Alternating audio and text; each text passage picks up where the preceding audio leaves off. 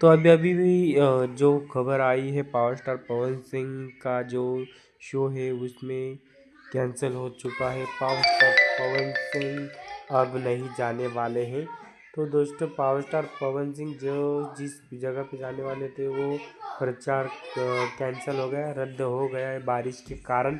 तो दोस्तों, आप फिक्र ना कीजिए, आगे आप खबर आएगी वैसा बताएंगे हम। पर पावर स्टार पवन सिंह अभी भी चुनाव प्रचार के लिए नहीं जाने वाले हैं, क्योंकि बारिश के कारण वो रद्द कर दिया गया है। तो आप सभी ख्याल रखें कि पावर स्टार पवन सिंह अभी नहीं आने वाले हैं। तो आप दूर दूर से जा रहे होंगे तो आप ना जाए, क्योंकि वो रद्द हो चुका है। और पावर स्टार पवन सिंह अभी कल या परसों जाएंगे, तभी आप पावर स्टार पवन सिंह को देख सकते हैं, मिल सकते हैं। तो दोस्तों,